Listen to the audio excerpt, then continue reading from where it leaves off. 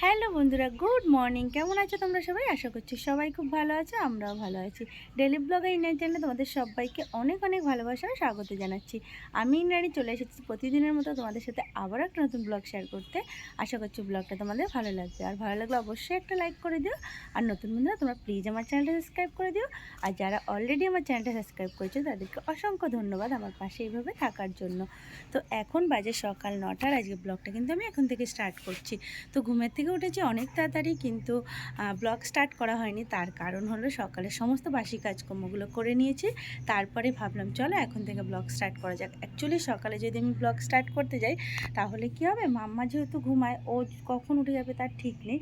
তো যদিও উঠে যায় তাহলে আমার কোনো কাজই হবে না, কোনো কিছুই করা হবে না। ব্লগিং তো দূরের কথা, আমার ঘরের কাজও কমপ্লিট হবে না। তো সেই কারণেই সকালবেলা উঠে মানে যত রকমের বাসি কাজকর্ম আছে, মানে বাসনপত্র ধোয়া বলো, ঘর দুয়ার ঝাড় দেওয়া, মোছা, ইনফ্যাক্ট ঠাকুরের বাসনপত্র সমস্ত, মানে আজকে ইনফ্যাক্ট একটা এক্সট্রা কাজও করেছি। তো ভাবছি এটা মানে এখন থেকে রুটিন, মানে রুটিন বানিয়ে নেবো। এটা একটা মানে একটা রুটিনের মধ্যে তো চলে হাউসওয়াইফরা, তো এটা একটা মানে রুটিনে ইনক্লুড করবো মানে এখন থেকে ভেবেছি। অ্যাকচুয়ালি আগেও ভেবেছিলাম, কিন্তু তখন সেইভাবে করে উঠতে পারিনি। তার একটাই কারণ, কারণ মাম্মা যেহেতু সকালবেলা ঘুমের থেকে উঠতো না আর আমাকে উঠতে দিত না, এখনও ওঠে না। তবে এখন কি হয়, আমি উঠে যেতে পারি। ও মানে ঘুমিয়ে থাকে, আমি উঠে সমস্ত বাসি কাজকর্ম এখন করতে পারি। মানে ও এখন মানে রুটিন থেকে চেঞ্জ হয়েছে। যাই হোক, তো আজকে সকাল সকাল কিন্তু সমস্ত বাসি কাজকর্ম করে, অন্যান্য দিন কী হয় আমি নাইটি চেঞ্জ করে নিই, চেঞ্জ করে ঠাকুরের বাসনপত্র ধুয়ে নিই। তো আজকে করেছি কি, স্নান করে নিয়েছি। তো আজকে স্নান করে নিয়েছি, একটা বড় কাজ করে নিয়েছি। আর এদিকে দেখো, যে মাম্মার কয়েকটা জামা কাপড় ছিল, তো সেগুলোকে ধুয়ে মেলে দিয়েছি। আর ওদিকে ওই ছাদে কালকের কতগুলো জামা কাপড় রয়েছে সেগুলোকে মেলে দিয়েছি। আর এখন আমি একটু মানে এখানে একটা গাছ আছে, জবা ফুল গাছ। তো এই গাছটা মরে গেছিলাম, ভেবেছি হয়তো একদম মরেই গেছে, গাছটা আর বাঁচবে না। কিন্তু কদিন ধরে দেখছি গাছটাতে পাতা ছাড়ছে। তখন আমি ভাবলাম তাহলে একটু জল দেওয়া যাক, তাহলে জলটা দিলে কি হবে, গাছটা বাঁচবে। আর এই গাছটায় না প্রচুর ফুল দেয়, জানো তো, সাদা জবা ফুলগুলো হয়, প্রচুর ফুল দেয়। তো ভাবলাম যখন ছাদে এসেছি তখন একটু জল দিয়েই যাই। আর ওদিকে মাম্মা কিন্তু এখনও ঘুমাচ্ছে। আর যেটাই বললাম, আমার আজকে স্নান হয়ে গেছে, সবথেকে বড় কাজ হয়ে গেছে। তো পুজোটা দিয়ে নিতে পারতাম, কিন্তু পুজোটা দিইনি, শুধু বাসনগুলো মেজে নিয়েছি ঠাকুরের। পুজোটা দেওয়ার না কারণ একটাই, যে আমি যদি এখন পুজোটা দিতে যাই না, এই যে ঘন্টার আওয়াজ, শঙ্কের আওয়াজ, এগুলো হলে মাম্মা উঠে যাবে। আর মাম্মা উঠে গেলে আমার যে মামার জন্য খাবার করা হয়নি, রান্নাঘরে রান্নাবান্না জোগাড় যন্ত্র করতে হবে, সেগুলো কিছুই করা হয়নি। তো আমার কিছুই হবে না, আলটিমেট মাম্মা উঠে পড়বে, তো কোনো দিকই হবে না। তো সেই কারণে ভাবলাম যে থাক, এখন আর পুজোটা দেবো না। পুজোটা একবারে দুপুরে রান্না বান্না কমপ্লিট করে একটু গায়ে জল ঢেলে নেবো, ঢেলে পুজোটা দিয়ে দেবো। তো সেই কারণে আর পুজোটা দিইনি। তো যাই হোক, ওদিকে আমার ছাদের কাজকর্ম কমপ্লিট হয়ে গেছে। তো এখন আমি নিচে চলে এসেছি, এখন রান্নাঘরে যাব মাম্মার জন্য খাবার। অলরেডি মাম্মার জন্য আমি ডাল চাল ধুয়ে নিয়েছি এখানে। তো এই যে ধুয়ে নিয়েছি। আর এখানে এই যে মাংস বের করে নিয়েছি, আজকে মাংস রান্না করব। আর এদিকে এই যে দুধটা এখন মানে ছাদে যাবো বলে দুধটা বন্ধ করে রেখেছিলাম, তো এখন চালিয়ে দিলাম। তো ওদিকে মাম্মা ওদিকে উঠে পড়েছে। মাম্মা গুড মর্নিং, এই জামা পাখি গুড মর্নিং। Good morning. তো চলো তোমরা, পরে আমি মাম্মাকে একটু তুলে নিই, পরে তোমাদের সাথে কথা হচ্ছে। তো ওদিকে মাম্মাকে আমার খাওয়ানো হয়ে গেছে, ওকে খাইয়ে দিয়েছি। অল্প করেই খেয়েছে, বেশি খেতে চাইছে না, কদিন ধরে এরকমই করছে, খাচ্ছেই না একদমই। তো যাই হোক, যেটুকুনি খেয়েছে খেয়েছে। আর আজকে যেহেতু ডিমটা শেষ হয়ে গেছে, এরকম শেষ হয় না, সবসময় ঘরে থাকে, কিন্তু কালকে মাম্মার পাপা মানে আনতে ভুলে গেছে, তো সেই কারণে ডিমটা শেষ হয়ে যাওয়ায় মাম্মাকে আজকে ডিমটা দিতে পারিনি। তো ওকে ওই যে খিচুড়িটা করে দিলাম, সেটাই দিয়েছি। তো যাই হোক, ওটাই খেয়েছে একটুখানি। আর এখন আমি খাবো, কিন্তু আমি যে মানে খাবারটা খাবো সেটা বহুদিন পরে আমি খাচ্ছি। মানে আমার একটা ফেভারিট ডিশের মধ্যে বলতে পারো এটা পড়ে। তো তোমাদের হয়তো দেখে হাস্যকর লাগতে পারে ব্যাপারটা, কিন্তু সত্যি কথা বলতে আমার ভীষণ ভালো লাগে এই খাবারটা। তো তোমরা কারা কারা খাও অবশ্যই কমেন্ট করে জানিও। তো চলো তোমাদের দেখাই খাবারটা। এই দেখো, দেখে বুঝতে পারছো তোমরা? দাঁড়াও তোমাদের ব্যাক ক্যামেরা করে একটু দেখাই, তাহলে তোমরা বেশি ভালো বুঝতে পারবে। দেখো গাইস, এখানে এটা কি আছে? গুড়, কলা, দুধ। মানে এই খাবারটা যে আমার কি ফেভারিট তোমাদের কি বলবো, আমার ভীষণ ফেভারিট একটা খাবার। তো আমি এখন এই খাবারটা খাবো অনেক দিন পরে, প্রায় অনেক দিন পরে এই খাবারটা যে আমি খাবো। তো মাম্মার পাপা দেখলে না হাসে এই খাবারটাও, মানে ও তো খায় না এরকম।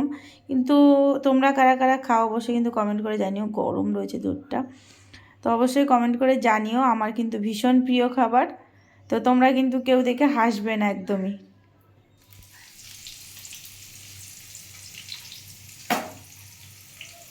তো খাওয়া দাওয়া কমপ্লিট হয়ে গেছে, আর ওদিকে মাম্মাকেও তো খাইয়ে দিয়েছিলাম।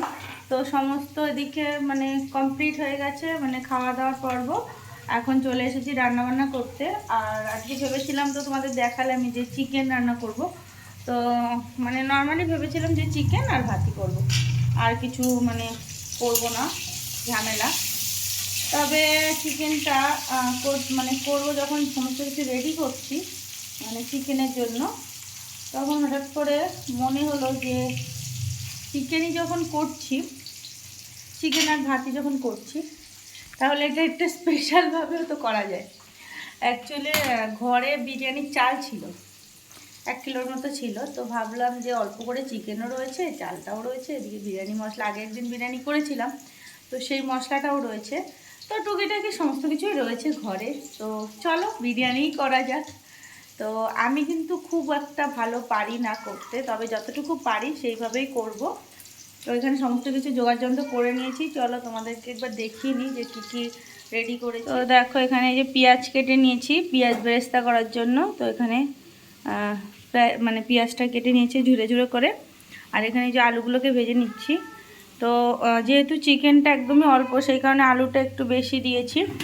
আর দেখো চিকেনটা দেখলে হয়তো বুঝতেও পারছো এখানে অনেক মানে অল্প চিকেন রয়েছে। তো সমস্ত কিছু দিয়ে এখানে মানে যা যা মশলাপাতি হয়, লঙ্কার গুঁড়ো, হলুদ গুঁড়ো, জিরে গুঁড়ো, মানে গরম মশলা গুঁড়ো, পেঁয়াজ, রসুন, আদা সমস্ত কিছু, টমেটো দিয়ে আর বিরিয়ানি মশলা দিয়ে এখানে ম্যারিনেট করে নিয়েছি মাংসটাকে, আর একটু লেবু রসও দিয়েছি। আর এখানে দেখো চালটাকে কিন্তু ভালো করে ধুয়ে আমি ভিজিয়ে রেখেছি। তো আগে চিকেনটা একটু করে নেব, তারপরে ভাতটা বসাবো, মানে চিকেনটা বসিয়ে দিয়ে তারপরে ভাতটা বসাবো। তো চলো তোমরাও দেখতে থাকো, টুকটুক করে তোমাদের সমস্তটা শেয়ার করব প্রসেসিংটা। আমি খুব একটা ভালো পারি না, তবে যতটুকু পারি ততটুকু তোমাদের সাথে শেয়ার করব। আর যদি কোনো ভুল ত্রুটি হয়ে থাকে সেটাও তোমরা অবশ্যই কিন্তু কমেন্ট করে জানিও। তো চলো সঙ্গে থাকো, ভিডিওটা দেখো। তো এখানে এই যে পেঁয়াজ বেরেস্তাটা করে নিচ্ছি। তো এরকম ব্রাউন কালার এসে গেলেই নামিয়ে নেওয়া মানে নিতে হবে, না হলে পেঁয়াজটা পুড়ে যাবে আর তিতো তিতো হয়ে যাবে, খেতে ভালো লাগবে না। তো এখন আমি এই যে পেঁয়াজটাকে নামিয়ে নেব। আর এদিকে দেখো যে ভাতটাও আমি বসিয়ে দিয়েছি। তো পেঁয়াজটাকে নামিয়ে নিয়ে আমি চিকেনটা বসিয়ে দেবো। তো এখানে কিছুটা জিরে ফোড়ন দিয়ে দিয়েছি, আর কিছু গোটা গরম মশলা।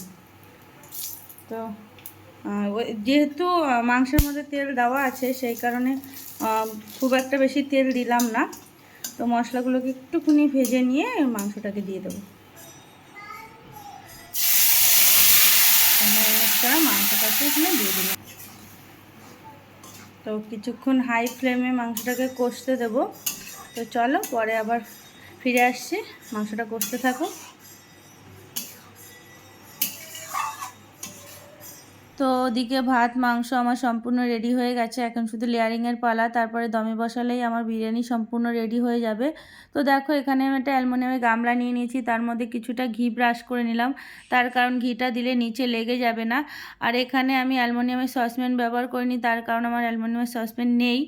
আর একটা বড় হাঁড়ি আছে, তবে সেটা অনেকটাই বড়, এখানে যেহেতু অল্প পরিমাণে রাইস করব সেই কারণে অত বড় হাঁড়িটা আর আমি মানে বের করলাম না। তো এখানে বড় একটা মানে অ্যালুমিনিয়ামের গামলা নিয়ে নিয়েছি, ওটার মধ্যেই দেখো সমস্ত লেয়ারিংটা করে নিচ্ছি।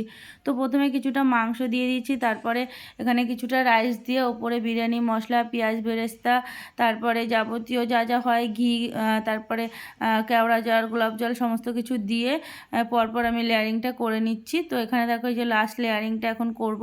তো এখানে যা বাকি মাংসটুকু ছিল সমস্তটা দিয়ে রাইসটাও দিয়ে এখানে আমি মানে পুরো কোটিংটা মানে লেয়ারিংটা করে দিলাম। তো এখানে আমি কোনো ফুড কালার ইউজ করছি না, যেহেতু মাম্মা খাবে, ঘরে আমি তৈরি করছি। তবে যদি কেশর থাকতো তাহলে কেশর দুধ মানে দুধে ভিজিয়ে দিতে পারতাম, কিন্তু সেটা যেহেতু আমার ঘরে ছিল না, তো সেই কারণে আমি এখানে দেখো নর্মাল যেটা গ্রেভিতে কালার হয় সেটাই হয়েছে। তো এখানে এই যে দমে বসিয়ে দিয়েছি আমি, তবে এখানে আমি কিন্তু কোনো আটা মেখে সাইডে দিয়ে দিইনি। তার কারণ হলো অত ঝামেলা আমার করার সময় ছিল না। তো আমি একটা জলে মানে সসপ্যানের উপর অনেকটা জল নিয়ে ওই থালাটার উপর চাপা দিয়ে দিয়েছিলাম। তো দেখো বিরিয়ানিটা কিন্তু আমার সম্পূর্ণ রেডি হয়ে গেছে, খেতেও কিন্তু ভীষণ টেস্টি হয়েছিল। তবে একটু ঝাল হয়ে গেছিলো, যাই হোক আমার অসুবিধা হয়নি, মাম্মার পাপা যেহেতু ঝাল খায় না। তো যাই হোক সব দিক থেকে ঠিকই ছিল। তবে দেখো এখানে বিরিয়ানিটা দেখতেও কতটা সুন্দর লাগছে।